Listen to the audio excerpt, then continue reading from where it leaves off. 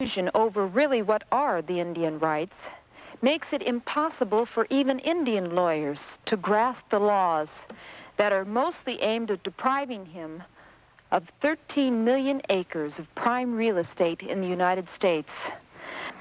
Let us now look closely at how these committees control the entire Congress and the entire spending, so that 220 million people are totally controlled by the votes of 4 or 5 men.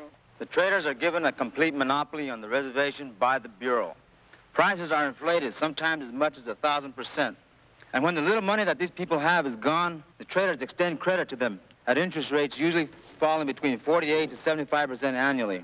And the BIA parading their sellout Indians around before the public as a camouflage refuse to throw the traders off the reservation or to even regulate or in any way control them.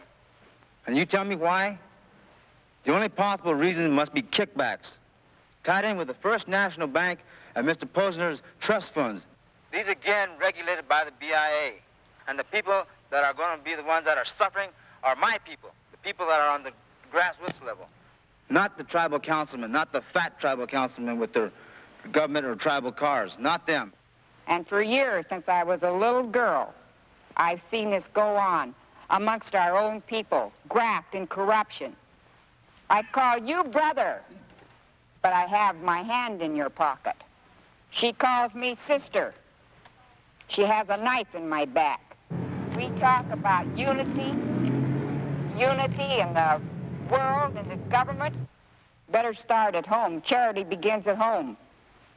And so in closing, please let us try and remember the overwhelming despair gnawing at every Indian and every other person in the United States, knowing that there is no longer any way he can directly affect the destiny of his country, and therefore he can no longer control his own life.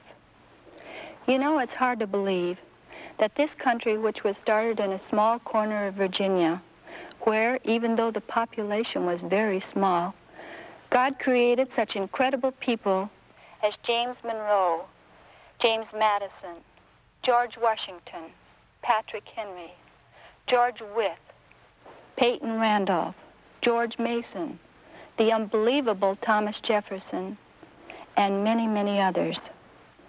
The question now is whether that incredible spirit of those men which created this country is to be completely obliterated by the greed and corruption which exists at every conceivable political level, from the White House to the teeniest trading post on the Indian reservation.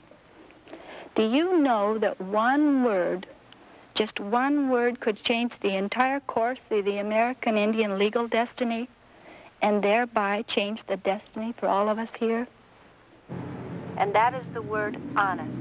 That one word could change this government of special interest groups back to the spirit of Thomas Jefferson and Patrick Henry, which is a government of the people. Jefferson summed it all up in one phrase. The entire art of government is being honest. To those of you who make peaceful evolution impossible, it is you, and only you, that will make violent revolution inevitable. Yeah!